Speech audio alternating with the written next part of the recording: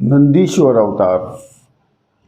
पूर्व काल में शिलाद नामक एक धर्मात्मा मुनि हुआ करते थे। पितरों के आदेश से आयोनिजा और मृत्युहीन पुत्र की प्राप्ति के लिए वो तपस्या करने लग गए। शिलाद मुनि जो थे बहुत बड़े धर्मात्मा पुरुष थे और उन्होंने भक्ति के पीछे उन्होंने अपना विवाह नहीं किया था, तो उनको पुत्र होने की कोई बात ही नहीं थी। क्योंकि कुछ लोगों ने उनको बताया कि बिना पुत्र के आपको मोक्ष की प्राप्ति नहीं हो सकती है, इसलिए पितरों के आदेश से उन्होंने एक आयोनिजा और मृत्युहीन पुत्र की उनको कामना हुई। आयोनिजा पुत्र उसको कहते हैं कि जो गर्भ से उत्पन्न न हो, उसे आयोनिजा पुत्र कहा जाता है। तो उसके लिए वो सबसे पहले इंद्र की तपस्या करने लग गए। तो इंद्र भगवान प्रकट हुए और वरदान मांगने को कहा। तो उन्होंने कहा शिलाद मुनि ने कि हे इंद्र, यदि आप हम पर प्रसन्न हैं तो आप मुझे एक आयोनिजा संतान देने की कृपा करें। तब इंद्र ने कहा कि मैं संतान तो दे सकता हूँ, परंतु आयोनिजा पुत्र और मृत्युहीन संतान मैं नहीं दे सकता, इसलिए आप कोई और वरदान मांग लें। फिर शिलाद मुनि ने उनको प्रणाम करके वो ब्रह्मा की शरण में गए। फिर ब्रह्मा जी ने भी यही बात कहा कि देखो शिलाद मुनि, आप कोई और वरदान मांग लो, मैं आयोनिजा संतान नहीं दे सकता हूँ, मेरे सामर्थ्य के बाहर है। तो वो विष्णु जी की शरण में गए। तो विष्णु भगवान ने भी यही उत्तर दे दिया कि मैं आयोनिजा संतान नहीं दे सकता हूँ, आप कृपया करके शंकर भगवान की शरण में जाएं। तब वो कठिन तपस्या करना प्रारंभ कर दिया। उस कठिन तपस्या से शंकर भगवान प्रसन्न हुए और प्रकट होकर वरदान मांगने को कहा। तब शिलाद मुनि ने उनसे कहा कि हे प्रभु, मैं आपके ही समान मृत्युहीन आयोनिजा संतान चाहता हूँ। यदि आपकी कृपा हो, यदि आप वरदान देना चाहते हो, तो मुझे एक ऐसी संतान दें जो आयोनिजा हो, अर्थात जो गर्भ से उत्पन्न ना हो और जिसकी मृत्यु ना हो। तो शिव जी ने कहा कि तपोधन पूर्व काल में ब्रह्मा जी के साथ और मुनियों और देवताओं ने मेरे अवतार को धारण करने के लिए तपस्या के द्वारा मेरी आराधना पुत्र के रूप में अवतार धारण करने के तपस्या के द्वारा आराधना की थी।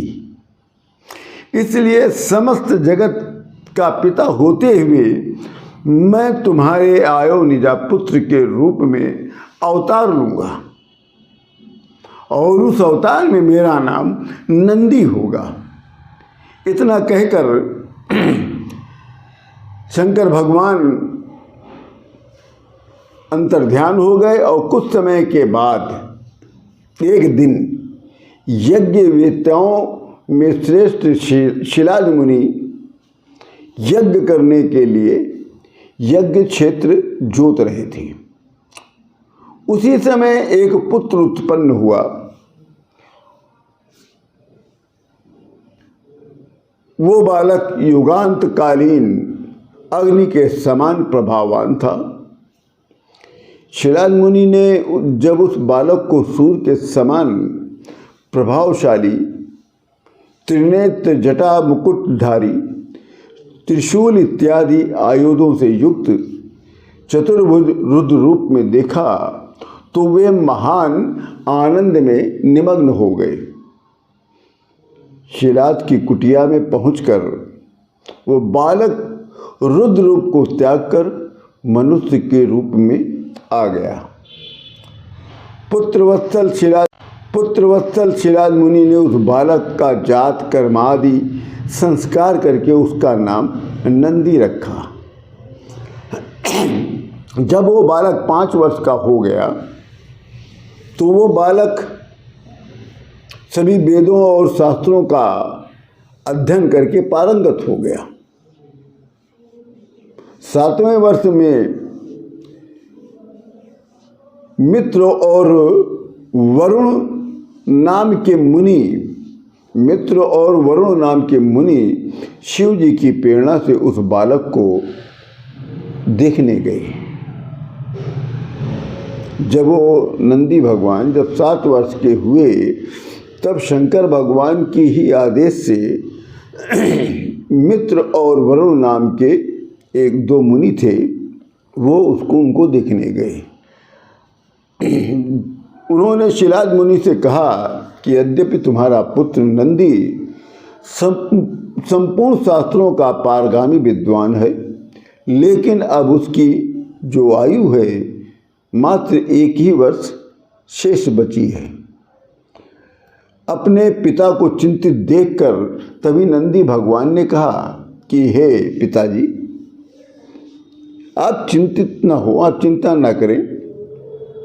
यदि यमराज भी मुझे मारना चाहेंगे तो वो मेरी हमको मृत्यु नहीं दे पाएंगे और ना मेरी मृत्यु होगी। मैं भगवान शिव जी की आराधना करता हूँ, उनकी तपस्या करके मैं मृत्यु को जीत लूँगा। नंदी के इस प्रकार कहने से शिलाद मुनि को संतावना प्राप्त हुई और भगवान शंकर की प्रसन्नता के लिए नंदी भगवान तपस्या करने के लिए वन में चले गए। वन में पहुंचकर नंदी भगवान अपने हृदय में 3 नेत्र तथा 10 भुजा वाले 5 मुख वाले भगवान सदाशिव की ध्यान करके रुद्र मंत्र का जप करना प्रारंभ कर दिया। नंदी भगवान को अपने ध्यान और जप में तल्लीन देखकर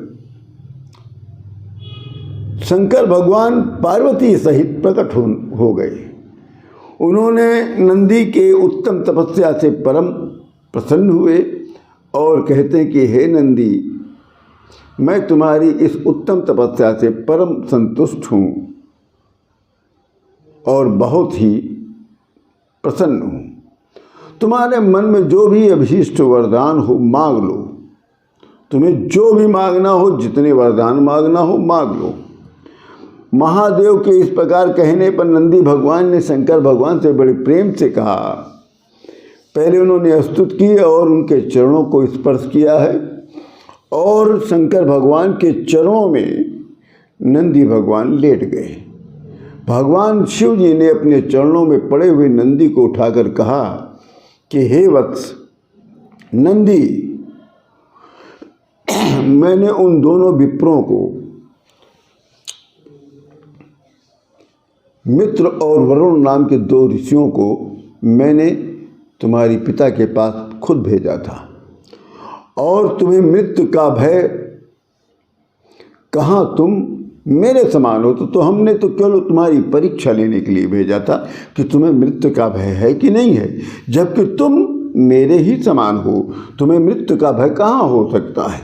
तुम भी अजर अमर और दुख रहित और अक्षय होकर मेरे गणनायक बनोगे और तुम्हारे अंदर मेरे समान बल होगा और मेरे पार्श्व में तुम स्थित रहोगे और मेरी कृपा से जन्म, जरा और मृत्यु तुम पर अपना प्रभाव नहीं डाल सकेगा।